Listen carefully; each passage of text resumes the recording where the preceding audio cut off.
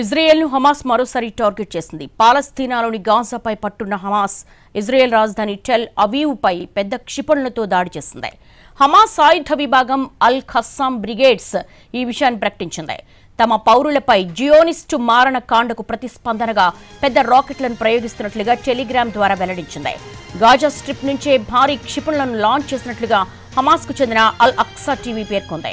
దక్షిణ గాజాలోని రఫా నుంచి హమాస్ కనీసం 8 రాకెట్స్ ప్రయోగించింది. అయితే ఇజ్రాయెల్ ఆర్మీ రాకెట్స్ ను అడ్డుకున్నట్లుగా తెలుస్తోంది.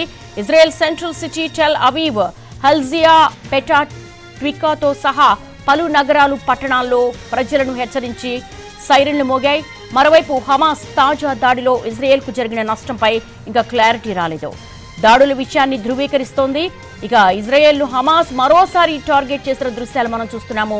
పాలస్తీనాలోని గాజాపై పట్టున్నటువంటి హమాస్ పై ఇజ్రాయెల్ రాజధాని టెల్ అవీవ్ పై పెద్ద క్షిపణులతో దాడి చేసింది. హమాస్ ఆయుధ విభాగం అల్ ఖస్సాం బ్రిగేడ్స్ ఈ విషయాన్ని ప్రకటించింది.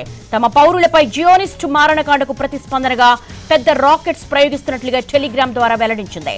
గాజా స్ట్రిప్ నుంచే భారీ క్షిపణులను లాంచ్ చేసినట్లుగా హమాస్ కు చెందినటువంటి అల్ అక్సా టీవీ పేర్కొంది.